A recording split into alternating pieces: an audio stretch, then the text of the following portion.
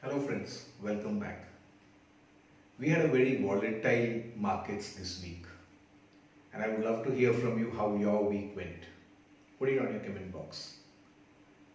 Friends, this week if you look at it, every day we had movements of between 150 and 250 points on Nifty almost every day. And yet, if you look back on the week, the entire week the total movement was about 350 points range. Look at the Bank Nifty, that was a completely different ball game. The Bank Nifty, the once it went down below the 21,400 level that we were talking about, the trend line.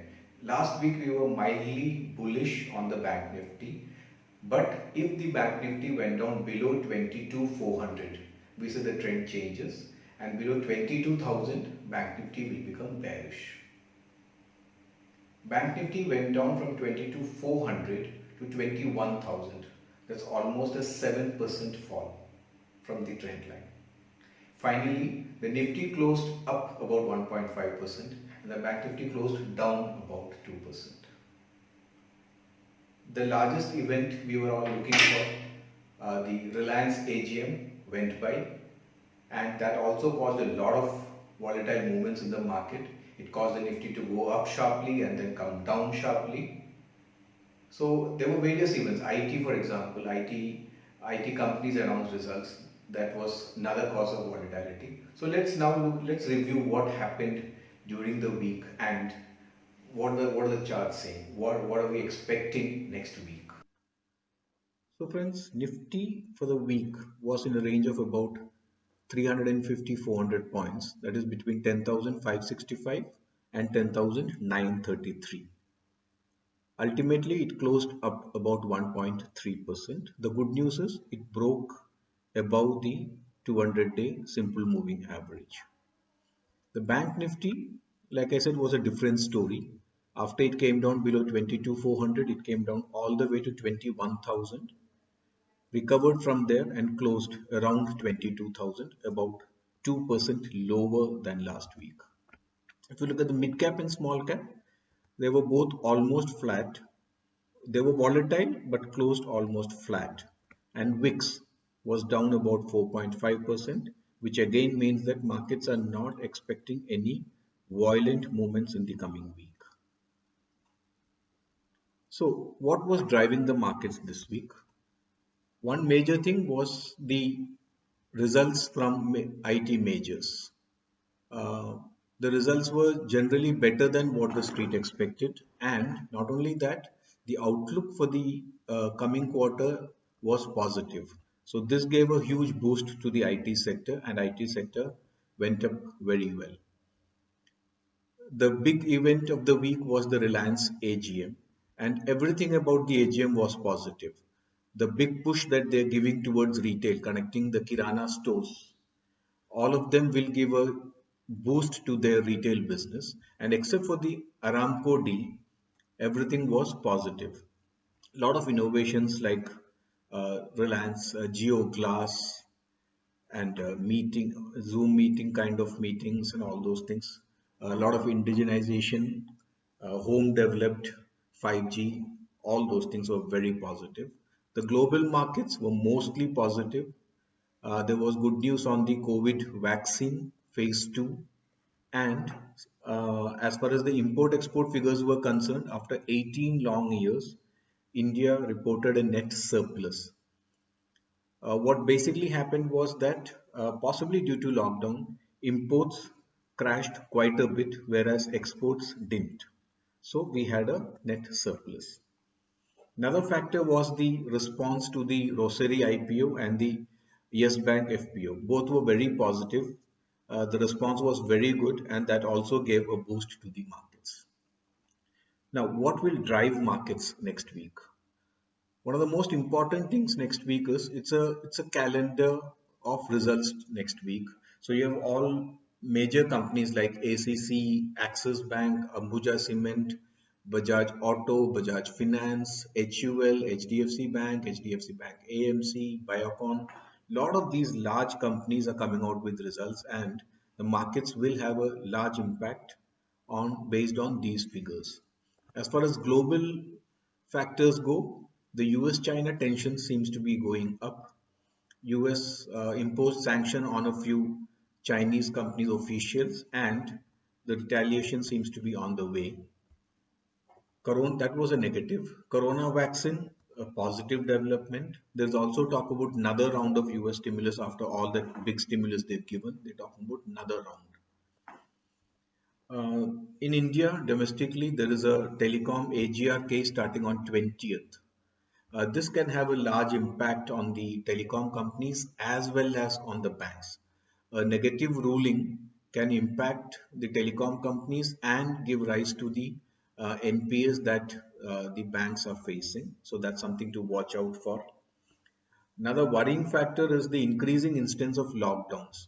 Whether it's in the US or India, uh, you're seeing many cities announcing lockdowns. That's something to watch out for. On the positive side, BPCL disinvestment starts this month end, and there are news that Aramco and Exxon would be bidding.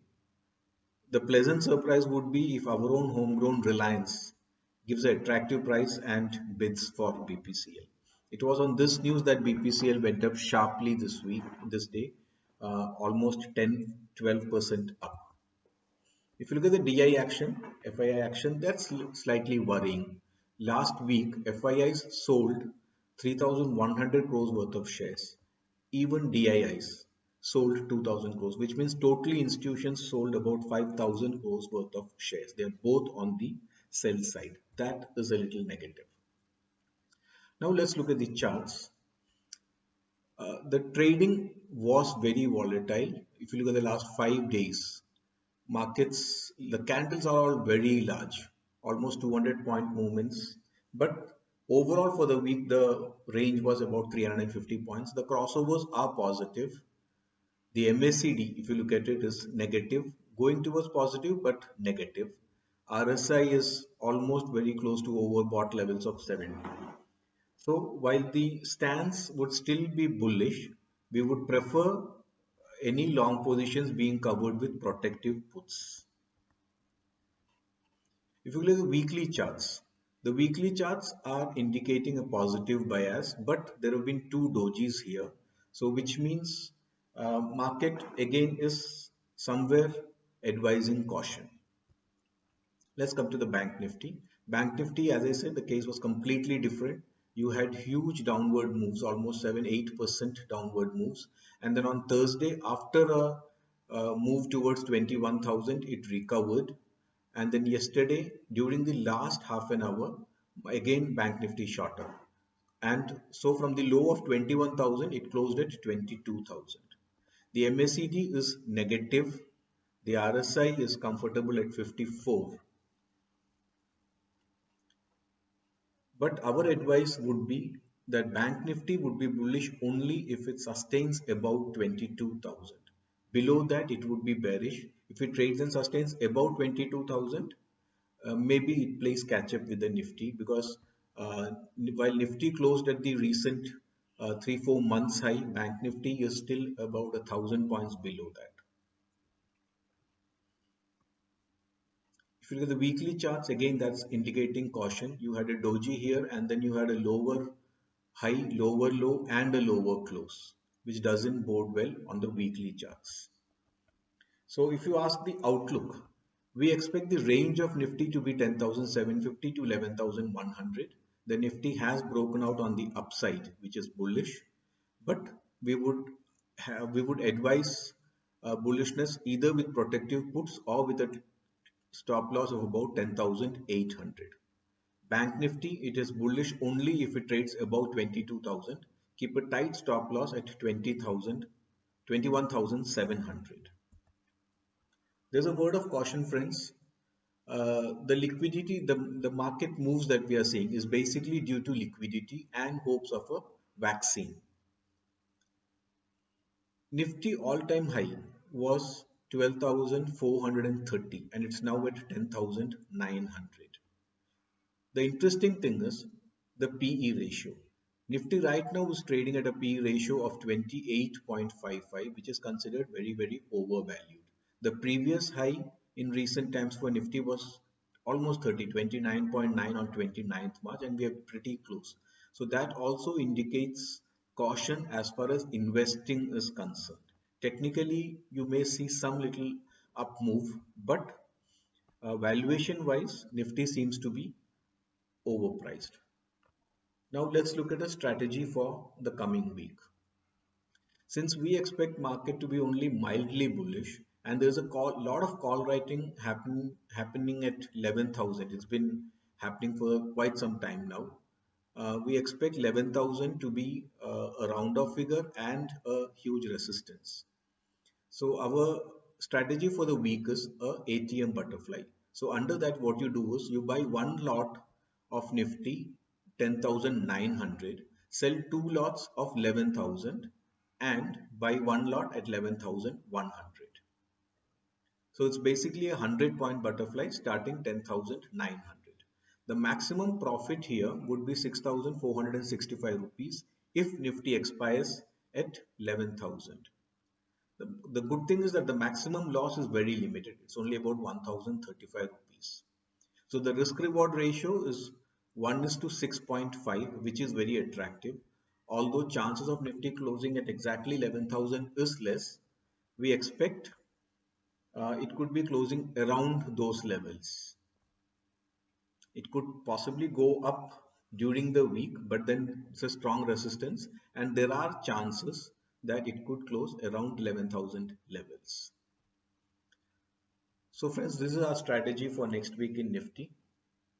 If you like the video, please subscribe to our video, hit the like button, and please do comment on how you would like our next video to be. Would you like tutorial videos? What kind of topics would you like us to cover? And all these things. Your comments and your likes will encourage us. Thank you so much.